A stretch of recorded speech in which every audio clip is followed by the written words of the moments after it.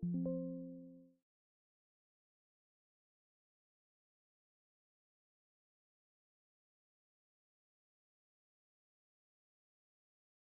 do it for hold up.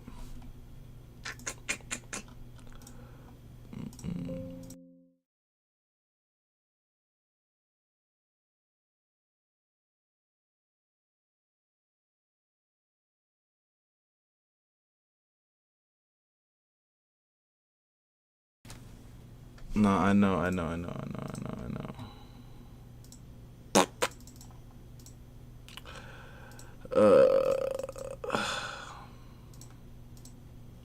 Anyways, yeah, like I was saying, we're gonna be watching Myron talk about um fuck the Israel and Iran war with Owen Shroyer, and we're gonna be talking about we're gonna finish the Sneako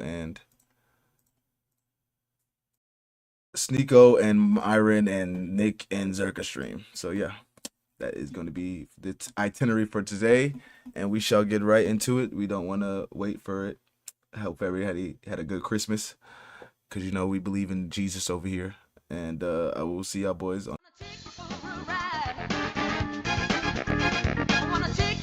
The bitch shaking it, showing it.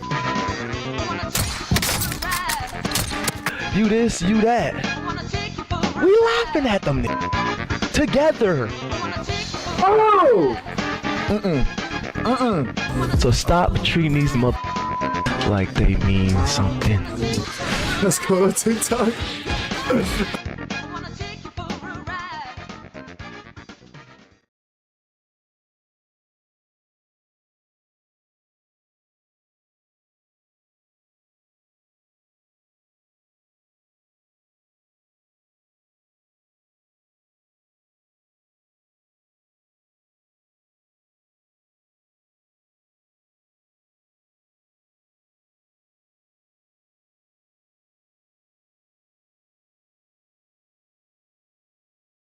At this point, Iran does not have a capable nuclear program, is for energy purposes only. Then,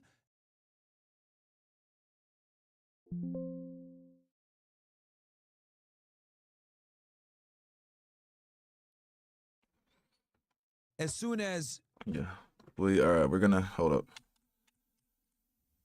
Yeah, we're gonna watch this because I want to know what's going on with Israel and Iran, and see, because Israel's been trying to get regime change out of Iran since forever.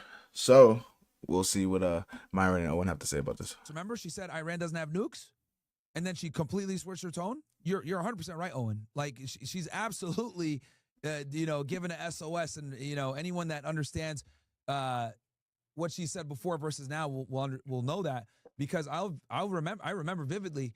She went and testified and said, yeah, at this point, Iran does not have a capable nuclear program, is for energy purposes only. Then, as soon as Israel wanted to attack them, and they did the sneak attack and everything else like that, she had to roll it back and be like, oh yeah, we do think that they have nuclear weapons now, blah blah. It's bullshit, bro. And now it's actually, since it's relevant to the conversation, we're going to see a war probably in 2026, man. I think Israel and Iran are absolutely going to go to war. They've both been mobilizing. Netanyahu's coming to the White House very soon. And they're using the guise of, oh, we're gonna come and talk about Hezbollah and Lebanon and disarming Hezbollah, which for my audience, guys, I'll cover this in more detail. Don't worry, after I talk with Owen. But what I really think they're gonna meet about is striking Iran again. They're using the Hezbollah thing as like the main topic, but the real topic is gonna be Iran, because they did this bullshit the last time when he was here in March. I was about to say, remember, guys, the only reason we dropped the bomb on Iran is because Israel said they were going to nuke them if we don't. And he said, I'm here for tariffs? No, bro. He was there for fucking Operation Rising Lion, which they did 3 months later. So we already have the trend. Show up on some pretense. 3 months later, you're fucking attacking Iran. And I think that's exactly what's going to happen here. And think about it like this. Maybe the Trump administration or Trump himself would have been hesitant, or instinctually would have said, you know what, hey, enough is enough. We gave you your strikes. What's something else we can do here? But now, who needs a distraction more than Donald Trump? Who needs a distraction more than President Trump? No one. That's who. Not even Netanyahu. I think Trump needs a distraction more so than Netanyahu. Well, what's a greater distraction than blowing some stuff up? There's no greater distraction than blowing some stuff up. So I agree with your analysis. I think that's going to be, I think we're going to enter 2026 pretty fast, and it's going to be flash, bang, boom, and we're looking at another potential war. And Netanyahu's up for re-election soon. So I think for him, getting into a war is going to give him wartime powers where just like Zelensky, he won't have to go anywhere. So I predict that that's what's going to happen. And, they're using the excuse of, oh, they've rearmed their ballistic missiles and it's a threat against our security. First, it was nuclear weapons. Then it was their uranium is too high. Then it was now it's going to be they still have a ballistic missile program, blah, blah. Because when they were, I remember when they were negotiating with Steve Witkoff, like they had been going back and forth where, first it was, hey, you can't enrich at this level. All right, cool. We won't enrich at that level. Oh, you know what? You can't enrich at all. What? Oh, and we need you to get rid of that. Now, okay, cool. Oh, now we need you guys to get rid of your ballistic missile program. So they just keep asking for more and more. And that's why the Iranians like, what the fuck, bro? And I think that they were doing that, and Trump even admitted this, to stall for time so that to give the Israelis the time to be able to get behind enemy lines and blow them up. And I'll tell you something else interesting, too, that I found out. Oh, and I'd love to get your take on this. So John Kirikow, a guy that used to work for the CIA, he went on a podcast like a week ago. Oh, you know him? Dude, I got to get him on my show. Have you talked to him before or no? Yeah, I can probably hook that up for you. Oh, you're the man, dude. I'll look into that for you when we get off here. You're the man. But I'm curious to see if you had seen this interview then. So he did an interview like a week or two ago, and he said that according to his sources, the reason why Trump bombed Iran is because and bombed the nuclear facilities, etc., is because Israel threatened to use nuclear weapons if the United States didn't. And that's very scary because this isn't the first time that the Israelis have threatened literally what I said to do this. And now it makes sense because I remember me and you were pissed off. Remember when we were talking about this conflict and saying like, what the fuck is going on? Why is he going to war? We said no new wars. Like the whole base was pissed. Everybody was like, why are you trying to fight with Iran? This is bullshit. Now it makes sense because then Trump goes on and says, I stopped World War III. None of us knew what the fuck he meant. But what he really meant was, I bombed these nuclear facilities to prevent Israel from using a nuclear bomb. And it gets better. The reason why Israel said, we're going to use nuclear bombs, and the mainstream media never covered this, is because Iran was fucking Tel Aviv up, dude. Mm-hmm. They were absolutely destroying them. They were bombing the hell out of Haifa. They were bombing the hell out of Tel Aviv. They were hitting all their strategic sites. So Israel purposely didn't let reporters report on that because they didn't want the Iranians to know what they were successfully bombed and which one they didn't. Now it's leaking a few months later because they couldn't keep it under wraps for long, but it's all making sense. Israel attacks Iran. Iran is blind for 24 hours. 24 hours later, Iran sends them a whole bunch of missiles. Israel defends against some of the missiles, but a lot get through. They send hypersonics and a couple others that got through and started destroying the infrastructure. They knew they couldn't sustain the war for long because on top of that, their interceptors were going down. They tell Trump, we need a ceasefire. Yeah, what the problem was with that was Iran has more missiles that they can send that can go through the dome than Israel has that they can defend against the missiles. So that was what the whole issue was because Iran was finna cook them niggas because Iran has hella missiles. Like hella missiles. If you don't fucking broker this ceasefire, we're going to nuke them. Trump putting in a bad spot with his base. See, I told you it works. Yeah, but does it work for someone who's in $20,000 debt? What about $50,000 in pressured? All right, I'm going to use a nuclear bomb. I'm going to bomb their facilities and then end this war. And now it makes sense why he did what he did based on what John Kirikow said. Yeah. And let's add a little more color to that, too. Trump came out in 2023, I believe, during a TV interview, and he basically said, we did a head fake in Syria. He said in 2017 and 18, we did a head fake in Syria. I think he did the same thing with Iran. I think he called up Iran and he said, look, guys, I'm coming. All right, I'm coming. You have 12 hours. Okay, we're dropping a bomb on this facility. You know it's coming. You're going to let our people fly in. You're going to let us bomb this facility. This is the path of least resistance because Israel's going to hit you with a nuke, and there's nothing I can do to stop it. So you're going to let our boys fly in. You're going to let us bomb this facility. You got 12 hours to get your shit out of there, and we're dropping the bomb, and we're going to come out, and we're going to declare victory. And remember, after that, Netanyahu was like, oh, they didn't really hit it. And Trump was like emphatically like, we destroyed it. Stop it. It's over. Stop. Just stop it. We blew it up. It was like, please don't. And Netanyahu was like, oh, you barely damaged it. And so you go back to the Syria thing and you realize, I feel like you kind of only get once. I feel like you only get one shot at that. It's like, all right, we're going to let you do the head fake right now. This is the position we're in. But now look at the situation in Syria. Obviously, Assad has fallen.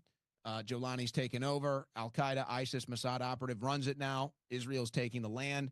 So you kind of get the feeling that the same situation is starting to play out in Iran. And again, even if Trump instinctually or his administration is like, hey, this is different, we don't want involved here, they might be behind the wall. They might be back against the wall right now and feel like, hey, we need a distraction.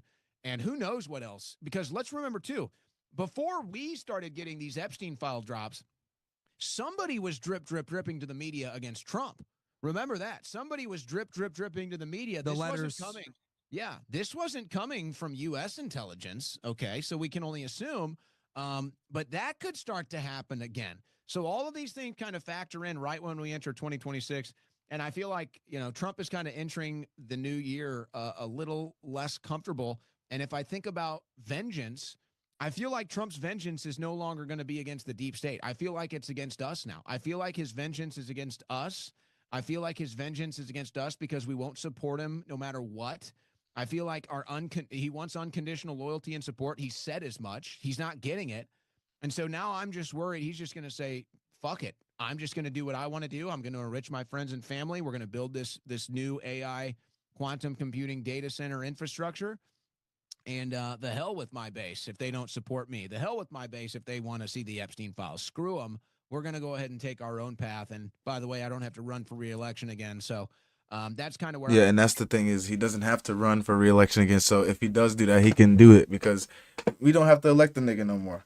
That's why it's like, damn, nigga, you just fucking shit up. You could have just brought the Epstein files out, could have talked about them, and even if you were in them doing some homosexual shit, as long as you wasn't with them kids, but we know you was with them kids. That's why you acting like this.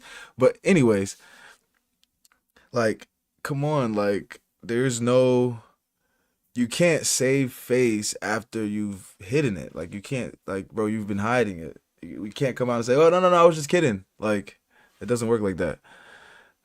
I see it going. And these are the two smartest men on the internet right here. So let us cook. Yeah, no, that's And that's what I be telling niggas too. Like, I watch these like the news. When niggas are reporting the news, I'm trying to hear what the fuck is going on before I make any judgment or statement and sound dumb. So I try to hear all the information before I just interrupt and start talking and shit. You niggas be like, oh, why didn't you? I be swearing. We won't even do it. I mean, very interesting analysis that has me, thinking. It be them I mean, he ran a crypto coin right when he came in, right? So he might have already had that mindset from before, like, I need to make a bunch of money. Because also, like we discussed before, his legal troubles put him in a very bad spot. Donald Trump is the only president that went in at a certain net worth and came back out poor. Like, if people forget that, every other president that comes in, every politician that goes in making a certain amount of money and comes out a multi-millionaire. Trump went in as like a billionaire, multi-billionaire, and his net worth went down from going up. I mean, obviously he's still very rich. Don't get it twisted. But his net worth went down when he came out the first time. So, and then on top of that, you had all the legal bills and everything. I think he did have to say, we got to look out for us, and he's not gonna run again. So, and his health is obviously, we know that he has health problems with the bulging of his ankles and stuff like that. So, yeah, dude, we'll see what happens. But I mean, I think a war Not the bulging of his is inevitable ankles. at this point. The Israelis are already drumming up an Jesus excuse, and now Christ. it's going to be their ballistic missile program. First it was uranium, then it was their nuclear program, blah blah. And I also like the fact that you mentioned, you wouldn't be surprised if Trump didn't notify the Iranians that they were going to hit him, because I'll tell you this: they came in at night. They bombed the facilities, and that's it. When the United States bombed Iran, I don't think there were any casualties. They literally got in, bombed the facilities, got the hell out. No one died. And I don't know if you heard this story. I remember when they bombed the first time, people said that they snuck out like somewhere between 1 to 400 kilos of uranium. So your theory, your analysis makes sense. No one got killed. They got the uranium out, and Trump was able to end the war as amicably as possible. And then on top of that, what did the Iranians do? They sent a symbolic strike towards the base in Qatar, a symbolic strike that didn't hit anything. So yeah, I think you're spot on that, bro. That they have to keep up the image that we're willing to fight. We have military superpower, but do we really want a war? No. Yeah. I like that. I like that. I like that example from Owen because that sounds exactly like what Myron just said, is that let's fake act like we bombing y'all so we can keep Israel off our back. But then lets me think, like, does Trump, like, does he really does he fuck with us because he's trying to keep Israel like chill and not trying to let Israel do whatever they want, but he's still letting Israel do whatever they want? It's like weird. Like, he doesn't want he doesn't want World War III, but he doesn't give a fuck if they fuck us. Like, what the fuck? I don't. But yeah, I like the way Owen came up with that theory that he has. I feel like it's not even theory. I feel like that was the truth. They called them. They said, "Hey, these niggas these niggas is crazy. They won't get off my dick. We gonna bomb. You guys get that shit out. We gonna bomb you niggas. Once you get that shit out, you do what you gotta do. Fake bomb Qatar or Kuwait, and you just chill out. Okay, we gonna make it seem like we destroy some shit. You ain't got no more shit. Just relax." I'm just doing the Puka Nakua. Yeah. And what's funny is Netanyahu, they're used to doing shit like that, or like faking shit out and making shit seem like it isn't. So he knew that wasn't the play. He knew, oh, you niggas are lying. Come on, nothing happened. You guys are lying. Of course, yes. The We have to Puka do Nakua. the Stupid. yes, The Puka Nakua. that's and meanwhile, Netanyahu's in the background like this the whole time, like yes.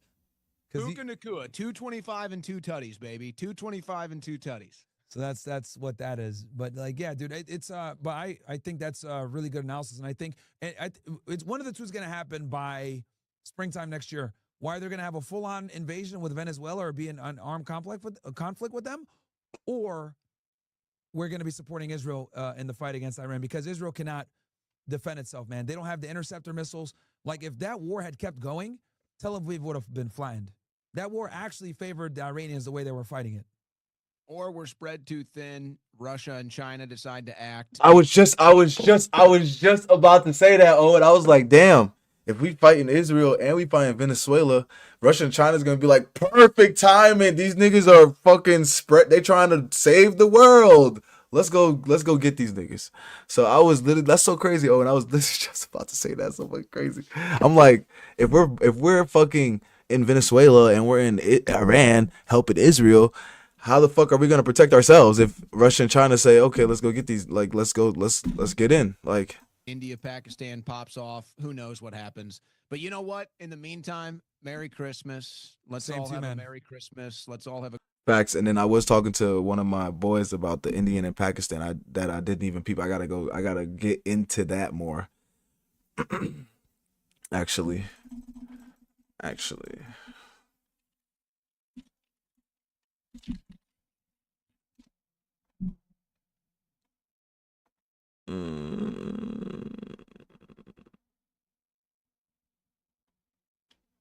Explained on maps. I fuck with that.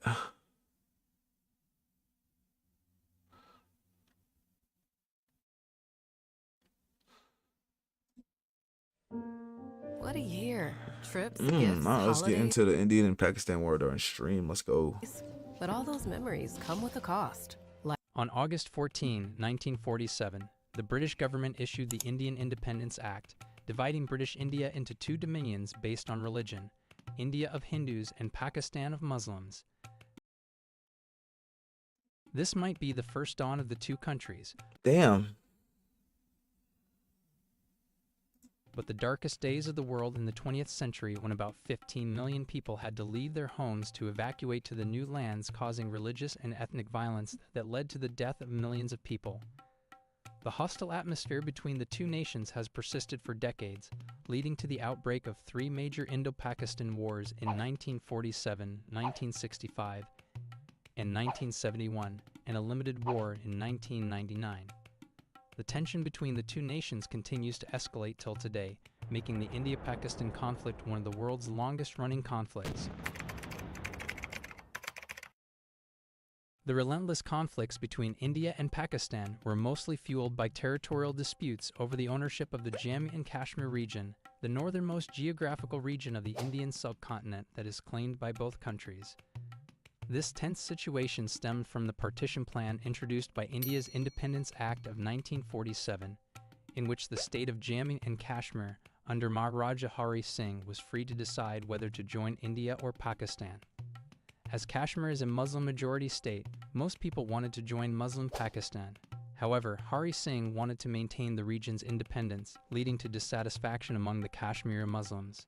They later launched a revolution, which was supported by tribal armed men in Pakistan's northwest frontier province.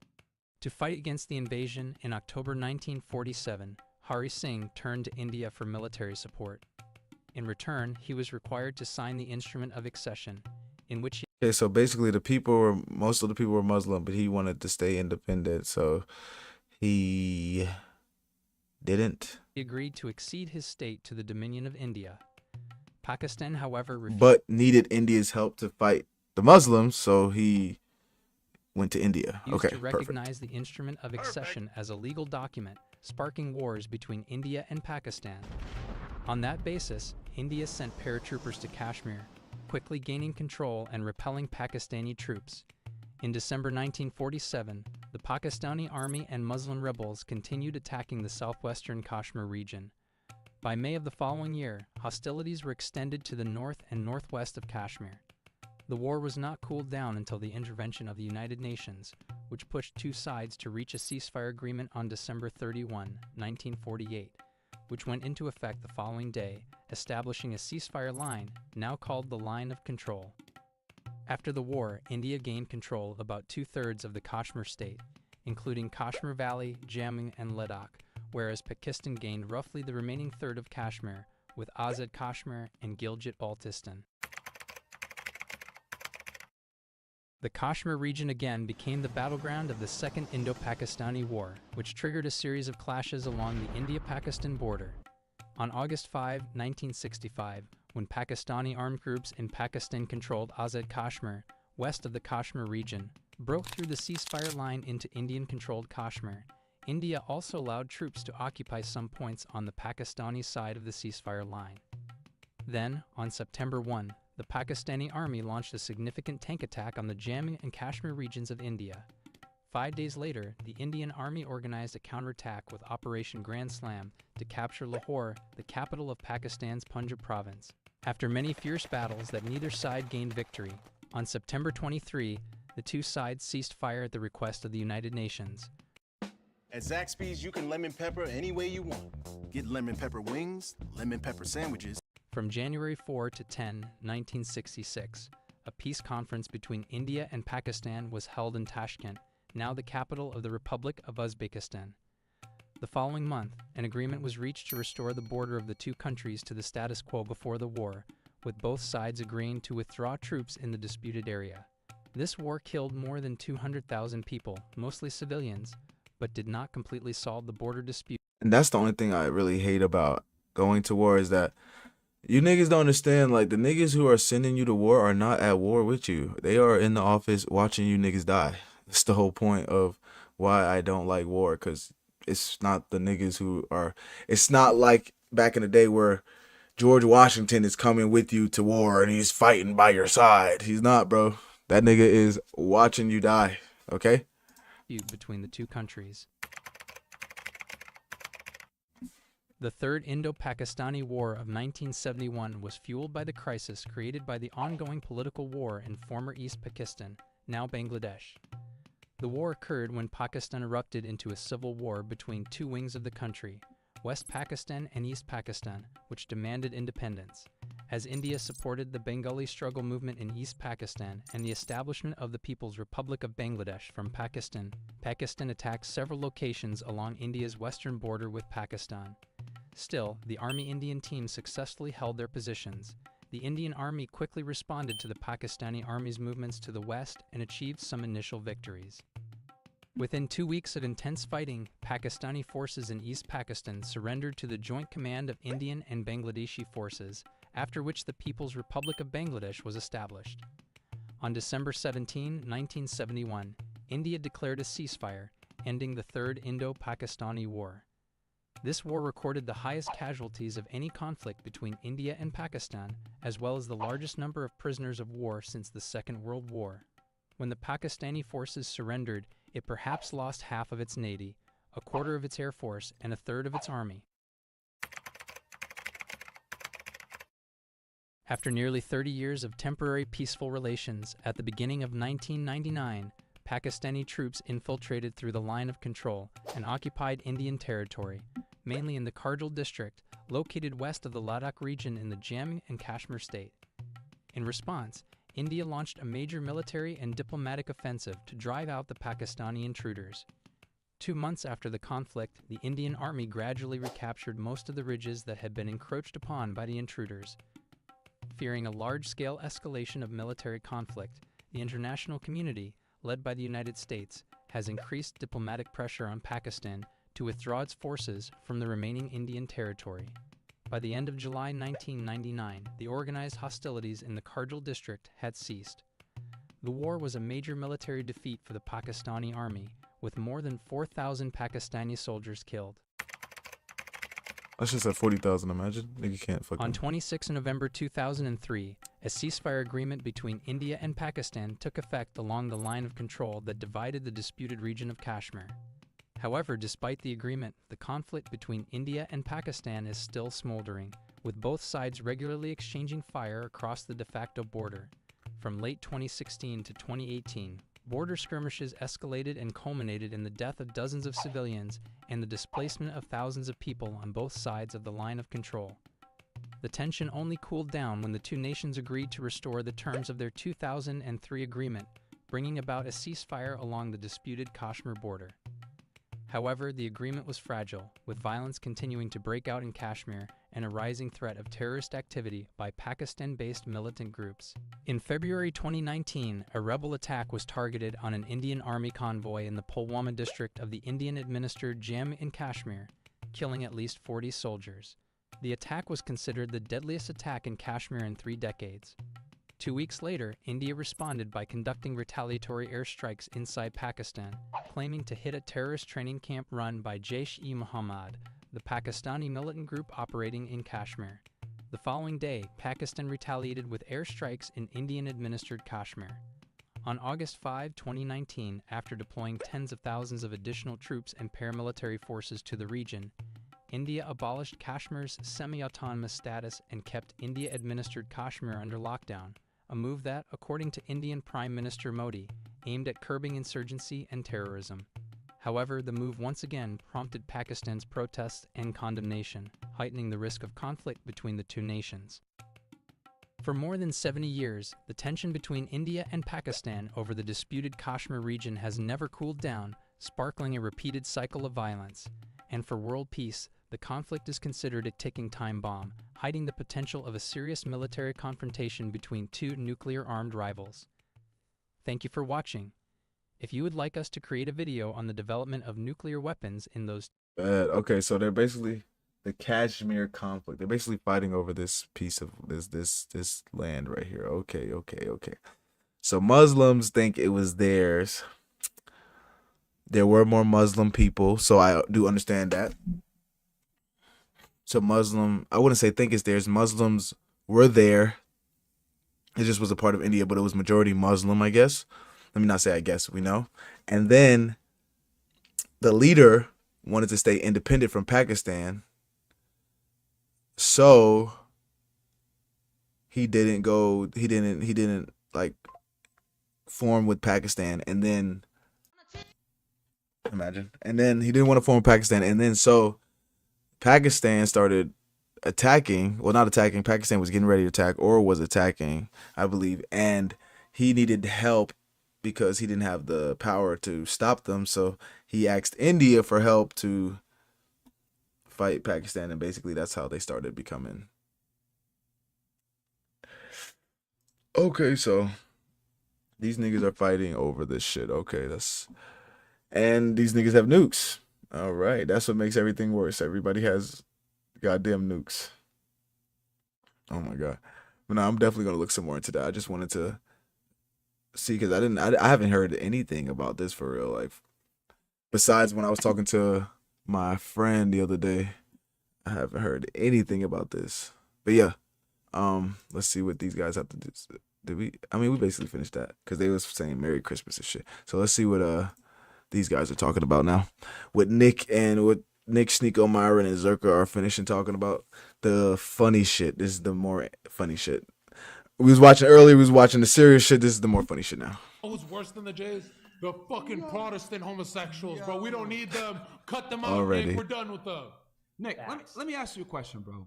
Because, and me and you talked about this a little bit on text, but I kind of want the people to hear this because it really pisses me off when everyone runs around and calls you a white supremacist, right?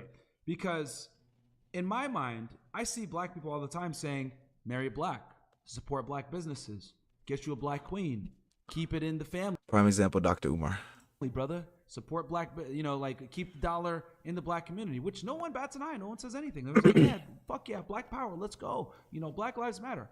But let someone say, marry a white woman, white power. You can't say white power. White businesses, support Caucasians. Can't do it. Support Caucasian business. You can't do it. And my thing is this. You cannot fight and fight for equality for one race without giving it to all. If we're going to be able to say Black Lives Matter and support black businesses and marry black queens, we need to be able to give people the ability to also say, marry white queens. Go ahead and support white businesses. Keep it Caucasian. But you can't do that. And I think that's crazy because that's the same equality that they want. But they want equality that only suits them. I don't know what you think about Matt Walsh, but I think he had a really good take on diversity and forced diversity in the workplace and in school. Diversity in America just means anti-white. It just means less whiteness. That's actually... Yeah, Matt Walsh gives you the watered down bullshit that keeps his paycheck safe. Give me a fucking break, bro. Well, and that talking point's been around for a decade, and he was against it until it became popular. I mean, saying diversity's code for anti-white has been said in like alt-right circles for 20, 30 years, especially on the internet last 10, and Matt Walsh always opposed it. I remember when the El Paso shooting happened in 2019, I attacked Matt Walsh viciously because he went out there and said, this white piece of shit has got to be put to death, and blah, blah, blah. And I said, you talk about a white person that way like you're a traitor to your own people. I said, you're Catholic and you work for Ben Shapiro. What does that say? I didn't say it quite that way. Now here he is 4 years later and he sounds a lot like me because it got popular. But no, I agree with you. And like, here's the thing. I love all people, like, and I know it's like totally. It's kind of I don't even really like. If you ever catch me in the comments yapping with you niggas, I promise you I do not care. I be at work bored to death, waiting for my clips to come in for the day so I could just post them. So I promise you I really don't be caring in the comments. But it's just funny when I see people say, "Oh, Nick's a white supremacist. He's a racist." He never talks like that. He never says, I hate all people. I hate everybody besides white. Like, he never talks like that. He definitely makes jokes. He definitely is entertaining and he's definitely funny, but he never says he hates all of anybody. He usually talks about certain types of people and they happen to be in the same group, but he doesn't hate all of the group. It's pretty easy. That's like low IQ thinking when you just assume stuff like that, especially when you don't hear it. Perfect. I mean, look at this conversation right now. You're here with a Sunnis guy that's Arab and Muslim. You got an Albanian here that's Christian. You got a reformed Haitian/Asian guy that's a Muslim. This is a great conversation. Asian but guy. people don't want to talk about uncomfortable things. Well, sorry, I don't mean to interrupt you. Continue. There's a great room with no Jews. I'm liking the call. Hey, no. We love Jews. There's one. I have one in the guest room. There's one over there. He said I have one in the guest room. I mean, I love all people. I have black friends. I have all kinds of friends. I know it's kind of cringe to say, but they need you to be perceived as a hater so that people don't entertain the ideas. Nick, I have so many black friends as ethnic camouflage. Why? Because if you say, no, don't listen to him. He's a white supremacist. Don't listen to him. He hates black people. Don't listen to him. He hates all the Jews. Guess who's not going to watch him? The people you're going to tell him not to listen to. Oh, wow, he does? I don't want to listen to that. That's, oh, God, no. I don't want to listen to nobody who hates every black person. Why would I care about? Do you see what I'm saying? So it's easier to dehumanize the person and say not to listen to them than to actually listen and digest and understand for yourself. It's like a it's like a good comfort. It's like I forgot what it. I'm trying to think of the saying. It's like a wonderful comfort. Like I'd rather be complacent in my lie than figure out that everything is fucked and I have to really actually do something about my life. And yeah, it's like being happy in your complacency, something like that. For me, like they'll never catch on to me. I just get as many black friends as I can around me. Then they don't know what I'm really about, you know? Yeah, but why? Same. Because I mean, you basically all you say is like, hey, I'm not in for race mixing, which I think, okay, I understand that because a lot of races. Look what happened to believe that. Sneako in race mixing. He's the most confused motherfucker. He's a Muslim. He's a Christian. He's a red pill. He's gonna be trans tomorrow. Race mixing keeps you confused, bro. You look more Arabic than fucking Myron over here. Talking about Catholicism. And here's the other thing too, because this is something I get accused of a lot and a lot of hate from people, right? So white people, like basically it's acceptable to criticize white people and call them racist or whatever. It's not racism if you insult a white person, right? But if I speak up and I say, well, that's kind of fucked up because basically you allow racism if it happens to white people, they call me an Uncle Tom, but who's going to speak up if I don't? Because the white person ain't going to say shit. That's what I don't get though. That's the only annoying, let me not say annoying. That's the only funny thing that I see when I talk about stuff like this is because if I don't say, wait, that's fucked up, then I'm EBT. If I do say that's fucked up, I'm Uncle Tom. It's like you just can't win. It's like you're gonna be something to somebody, bro. So you might as well just tell the truth. You're gonna be something to somebody. You're gonna be something to somebody. Somebody's not gonna like what you're doing, brother. I'm sorry. Not everybody's gonna like what you do. If you're talking about bad about somebody, they might not like what you're saying. Unfortunately, it still can be true, but they're not gonna like it. People, the big IQ, high IQ, they're gonna understand it and, be able to overcome the situation. But the low IQ niggas are gonna hear it and be like, monkey, monkey, yap, yap, chimp out. Usual. Let's keep it usual aside. suspects. Say, oh, you fucking racist, you KKK member. So if I step up and say, hey, that's not right, that's kind of fucked up, then they call me, Uncle Tom or something. So it's like you can't say anything, right, to kind of call out the bullshit and the hypocrisy of open racism towards Caucasian males. And that's what I think affirmative action, all the shit that we have, I'll take it a step further. It's not an attack on white people. It's an attack on white males. Yeah, because white women can do whatever the fuck they want to do. That bitch want to have a dick. She want to paint here. She want to run around the city with her titties out. They can really do whatever they want to do. No cap. Like, there's no beating them. But it's really the white men that are hit the most because they're the ones who have to be, I want to say, pussified, because they're the ones who have to deal with all that shit. That's right. White males. That's where I get That's offended. what it really is. Because white women white whores, fuck those white whores. They're all whores now. I don't protect them, but it is that you're so right. White women still get the same privileges because they're a woman, so they're able to kind of still walk under that banner of privilege I'm a minority. I'm oppressed, right? Because they can say, oh, the glass ceiling and all these other faggot ass sociology terms that they like to use. Damn it, people. Myron, we're on YouTube. Right? No, it's just that you don't have the same meritocracy as someone else. It is what it is. But I think of it as what it is. It's an attack on Caucasian heterosexual men. That's what it is. 100%, because every other group, not just non-whites, but white women, homosexuals, they are also the beneficiaries of affirmative action. They're also the beneficiaries of all of it. I will say, though, that there is a very prevalent anti-white strain in particular, because although women, you're right, they don't get as much heat as the white men, you do often see it come back. And white women, especially affluent white female liberals, they try so hard to win the approval of black people. They try so hard to win the approval of these minority groups. Right, sister? They get hated. They get shit on for being white. Give me a break. It's not just liberal white women. Conservative white women betrayed us so fucking hard. They literally can never actually go into any based fucking opinion. They can only go as far as maximum like Ben Shapiro or some fucking controlled shit. But what are you talking about? Conservative white women, liberal white women is all the same shit at this point. But I'm talking about specifically these liberal white women. They try so hard to be the savior of black people, to be the savior. And that's what's so funny. Like it's like they wanna save you niggas still. Like they think you niggas are still on the plantation. They think they see y'all as like a project. That's what they see you. They don't see you as like a equal person. They see you as a fucking project, bro. That's why I don't understand why you niggas be so wrapped up with Democrats, Republic. It's all Jewish.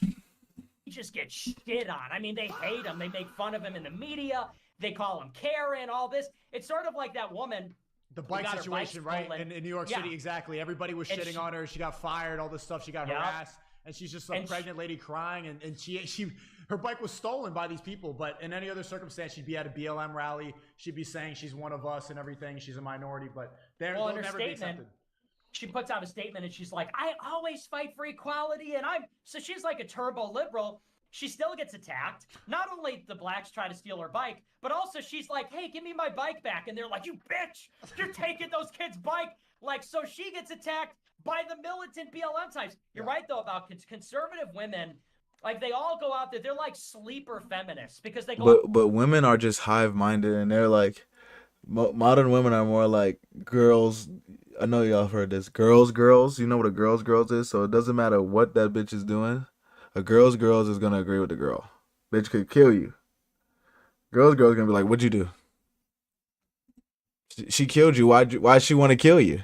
Like, so I can see why conservative women and liberal women kind of do the same thing. Because like I said, women are hive-minded. They don't want to make anybody feel bad. They're emotional. They don't want to make, they're very politically correct. So I can definitely see that. Out there and they're like, I'm trad. But then they turn into these fucking bossy bitches and they go in there and they're like, I need a real man who isn't afraid of women, who respects me enough to he can handle me. And like conservative women, they're sleeper feminists. They pretend to be trad. You're talking about Tommy Lauren, aren't you? You're talking about that bitch Tommy Lauren. They're all like that. They're all pick-me's. And then the second they get in the door, they start bossing their man around and they go, if you were a real man, you would do this, that, and the other. It's like, I'm a real man. I'm telling you, shut the fuck up, bitch. Like, that's how there we go, baby. They don't like that. Feminism of life. That's right. But then they go, oh, he's a pig. So, yeah, right. All women are out of line. See, wait, hold on, Myron, before you ask the next thing, isn't Nick proof that you don't need to sleep with 50 feminists in order to understand female nature and be based? Nick is a virgin and he's saying the same stuff that we're saying on these panels. But Nick, okay. Nick is an exception to the rule, okay? You cannot make exceptions to the rule. Nick is an exception to the rule. Some niggas don't have to get burned to learn. Some niggas don't have to pull their dick out to learn. Some niggas have to pull that shit out to learn. I'm sorry. Some niggas are just hard-headed, bro.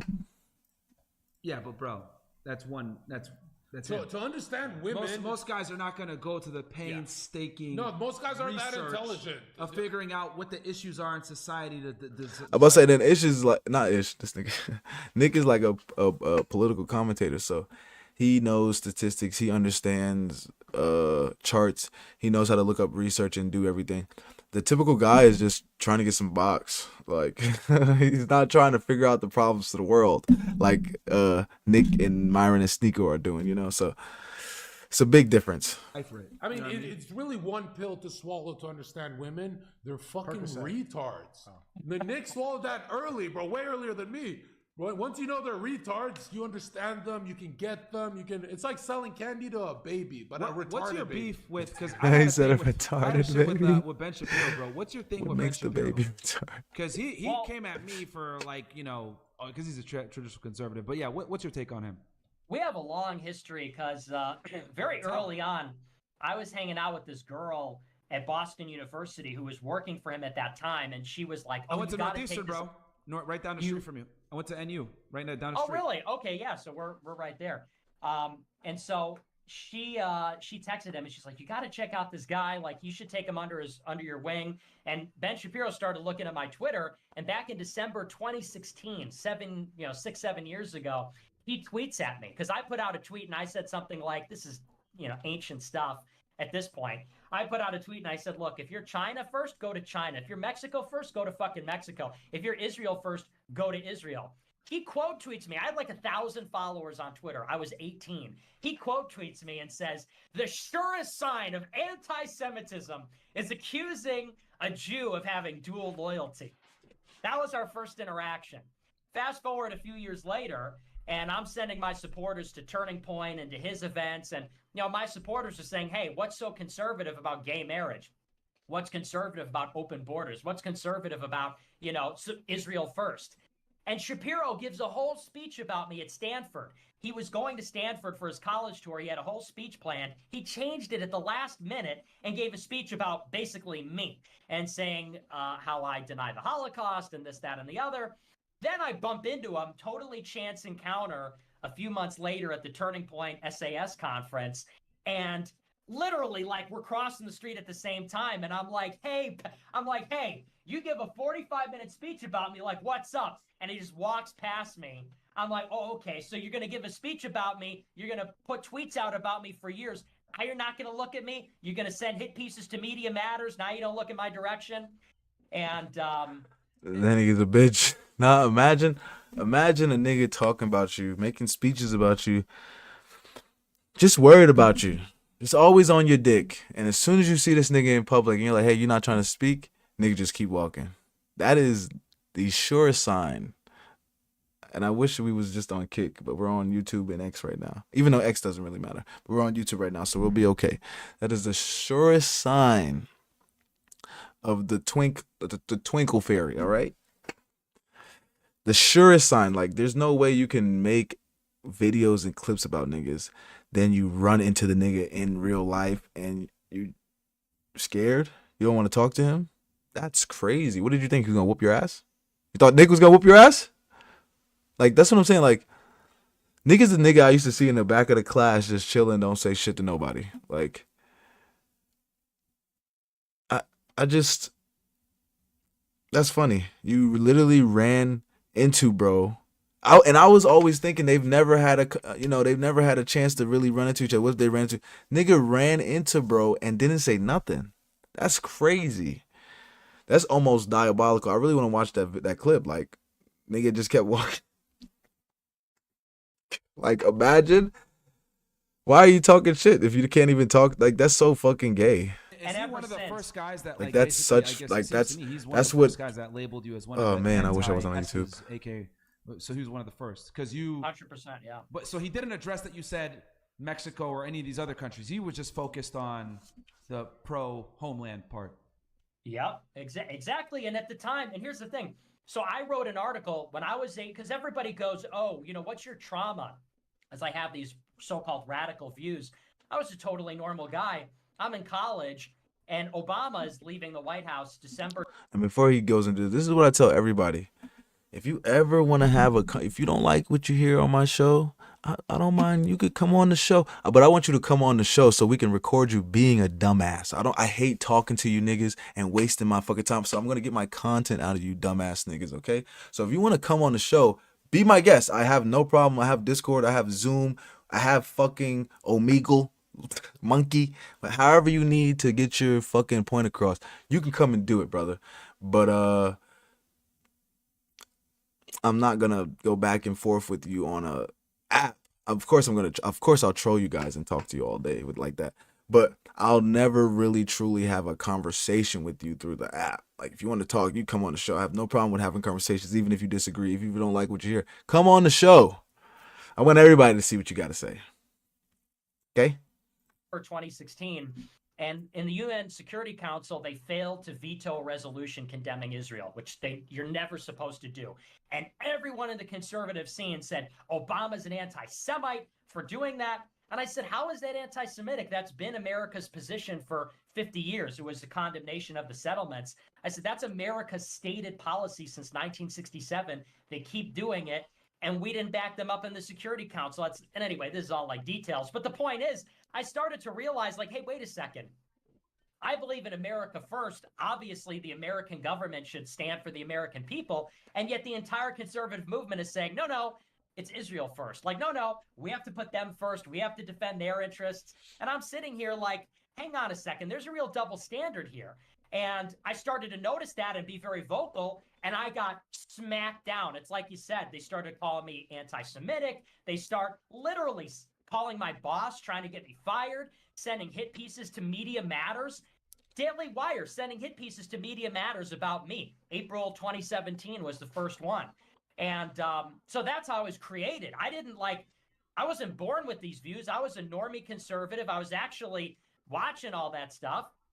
I started to notice all these contradictions, like, hey, it's America first, and we're supposed to be against this sort of like everything that black people don't like is racist, everything so-and-so doesn't like is Islamophobic, homophobic. But here these people are saying I'm anti-Semitic for asking questions and applying a double standard with regard to America first. And instead of getting an answer, they just said like, well, you're done. You can't work in politics. We're going to try and kill your career. So like, that's my origin story. And Shapiro led the charge in 16 and 17, when I was 18 years old, freshman in college. Just to put things in perspective, because I graduated college from 2013, and it was already starting to become a woke fest in Boston in 2013, dude. I'll never forget. Like, it was fucking already, because that was the year the Boston Marathon bombing happened. Is the year I graduated. I was like a couple of blocks away when the bomb went off.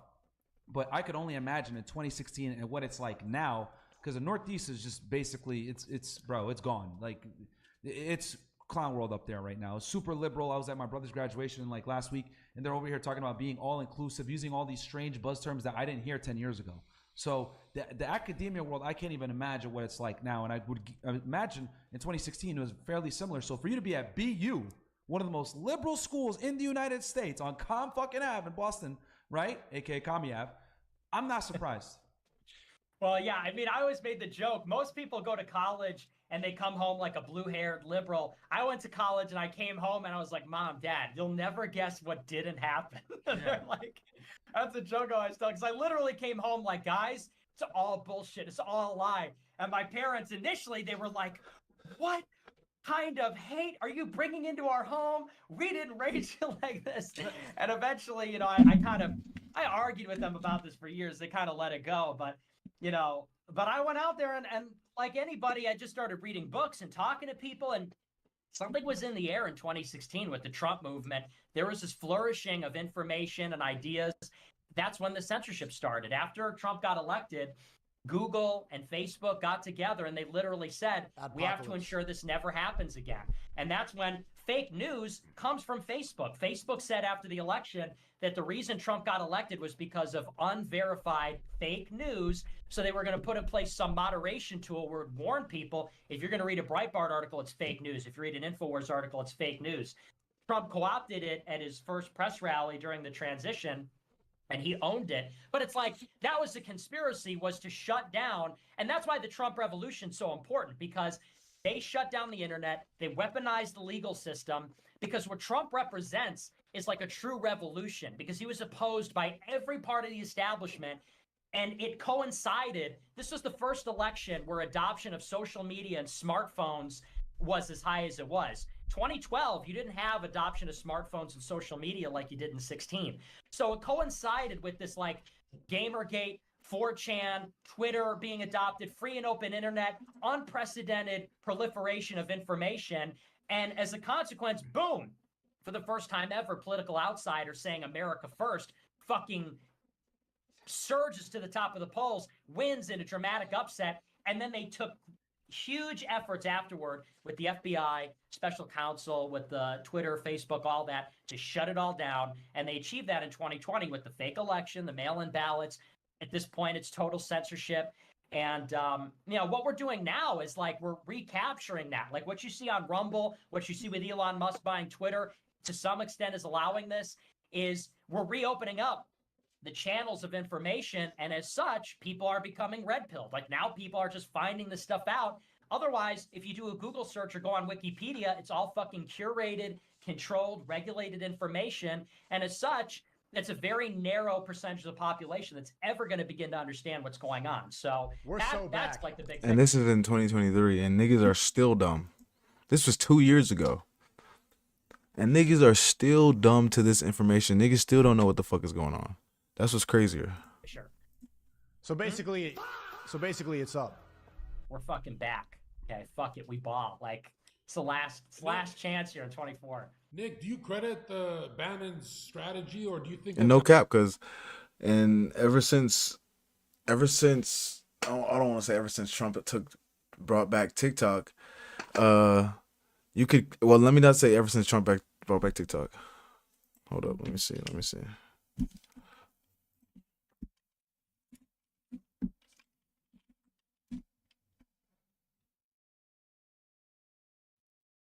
And when was this? When did this come out? 2023. So yeah, I want to say right after October 7th, which was in 2023. It kind of the censorship kind of not got less, but it kind of relaxed. Vacuum Obama. And I say that all the time. Pretty much Trump was the first one to say, "Fuck this shit, let's do this." It would have happened either way, or do you credit some people in Trump's team who helped him for 2016? It was all Trump. Because what you got to understand is when Trump announced in June 2015, it was just him and like 5 guys, literally. It was like him, 2 full-timers, 2 part-timers. They would just pick which city to fly to. And they were like Pence. They were quiet guys. They didn't fucking have any authority over Trump. Exactly. It was Trump's campaign. And then Bannon came in at the end. People don't realize that. And Bannon's a fucking spy for the Mercer family. And I'll say another big thing that I was talking about this earlier on the PBD podcast. Like another thing that made Trump so successful in 2016 is that he did it as a businessman and not a politician. What I mean by that, make America great again, selling hats, lock her up, crooked Hillary. Like all these slogans have stood the test of time. Like I don't even remember what Hillary's campaign slogan was. Even Obama, people talk shit about Obama, but he was a great fucking marketer. Change, yes we can. We need 8 more years of no, because Bush had such bad approval ratings on his way out when 9/11 and how he handled Iraq, whatever. So the thing about Trump is that he was a master marketer, and that's what ended up differentiating him from Hillary. But people were just so confident. I'll be honest, even me, I was like, there's no way Trump's going to win. Hillary's going to take this shit. I didn't even vote in 2016. That's how little I cared. And I was like, he's not going to win this. When he won, I was like, what the fuck is going on? So I knew. I predicted it. I put money on it. Okay. I was a diehard. Because you mentioned that they're putting in these investigations, which we could talk about the New York investigation, which is 100% bullshit. I went ahead and looked into that. Falsifying business records in the New York statute, it's basically a fucking misdemeanor. They're trying to hit him with the felony because they're saying that it was in furtherance of another felony, which is why it's going to be the felony version, which is retarded. That's bullshit. I read the lawsuit against him from that bitch that claimed that he raped her. Bro, all cap, if you read the lawsuit, it sounds like a fucking novel. Here's the other thing no one talks about. This woman that made these accusations against Trump, she released the excerpt from the book of where she got raped by Trump out on a magazine article first to see how it would turn out. Once she got a bunch of people reading it like, wow, this is cool, blah, blah, blah, she published the book and went on tour. So for people to sit there and say that this is a real accusation, etc., this woman only came forward when she saw the Harvey Weinstein shit, saw that girls were coming forward, saw Trump campaigning, and noticed, I can make a bag off of this shit by promoting a book while simultaneously saying that the presidential candidate raped me 30 fucking years ago, which is ridiculous. And then the other thing too, which is the only case I'm worried about, which I'd love to get your perspective on this, Nick, is no one's paying attention to the classified documents case that they're going against him. That's the only thing that has me worried because, I used to work in law enforcement. Y'all know this. Whenever you deal with national defense information or NDI, whatever, and I have to tell this to all the Trump supporters because I'm a Trump supporter too, but this is something that worries me. It doesn't matter if Trump declassified the documents. The issue is that they're national defense information and it's stuff on military strategy. Yeah. That in itself violates the Espionage Act of 18 U.S.C. 793E or 793. I mean, which is what they're going after. Forget all of that. Let's just sum it up with that's the ugliest whore on earth. Nobody buys this shit.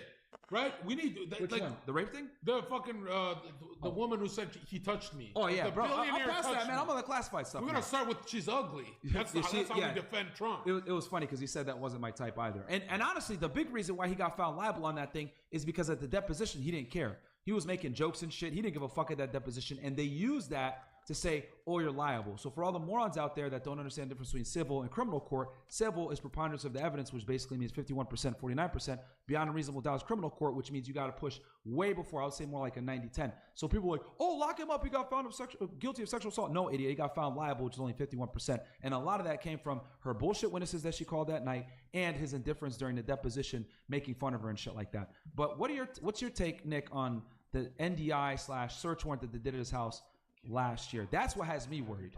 I believe that was just a fishing expedition. Because Agreed. if you look at it, it was totally irregular. The way that they went in there without telling him in the early morning, they locked down the house. They just took because what they're doing, and this is what they're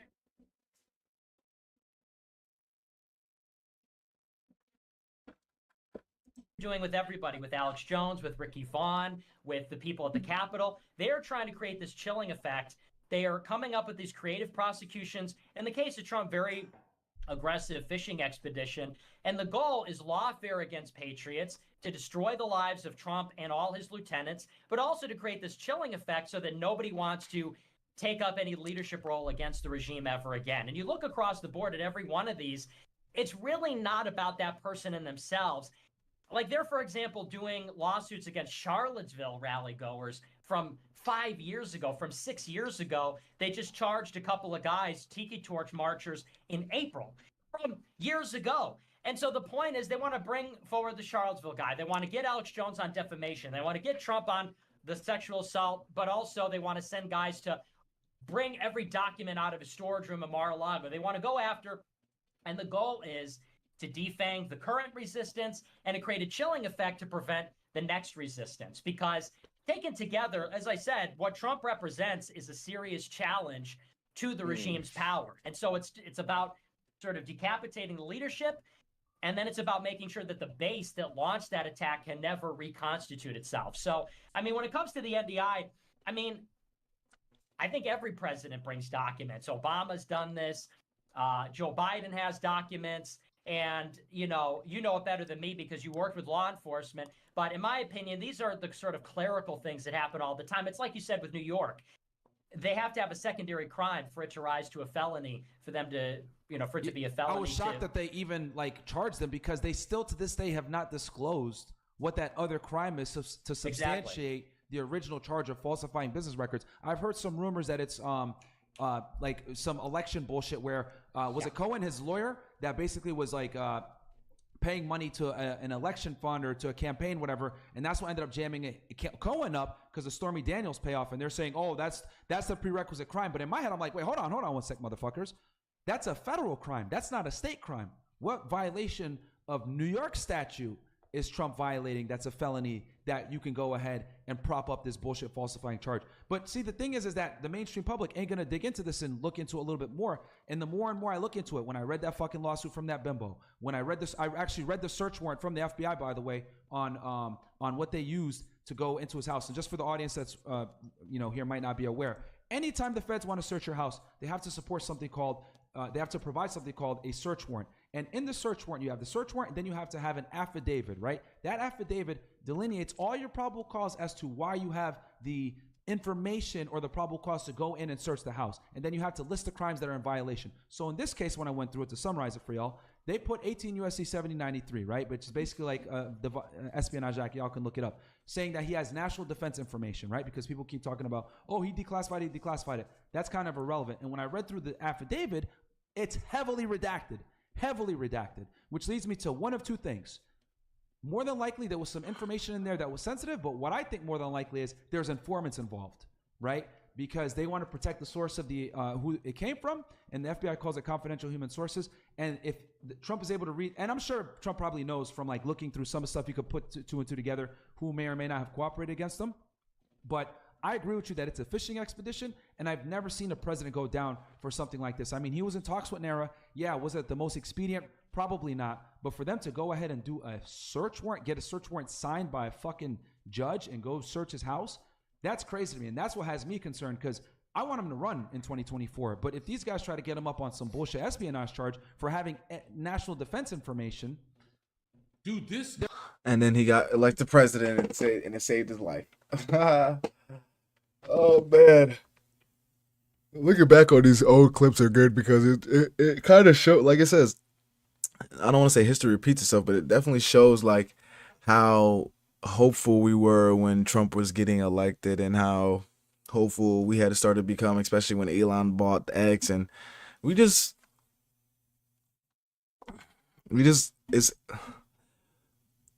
have to get more people to learn the truth throughout the cycles of time that we have to spread it, where we're not censored as much. Like this perfect time, 2024 to 2028, Trump is in office.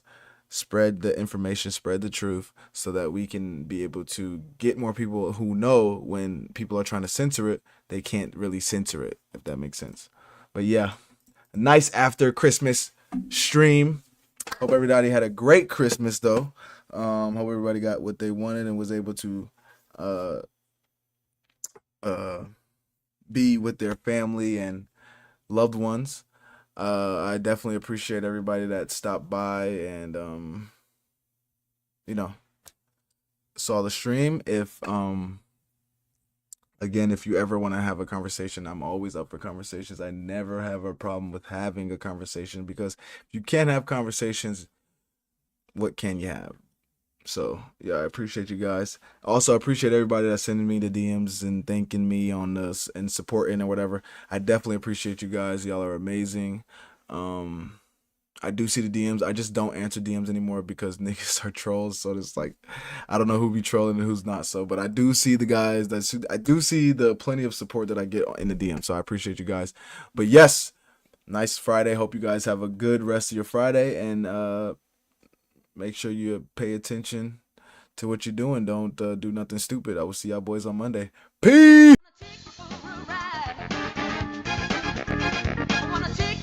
The bitch shaking it, showing it. You this, you that. We laughing at them together. Oh! So stop treating these mother like they mean something. Let's go to TikTok.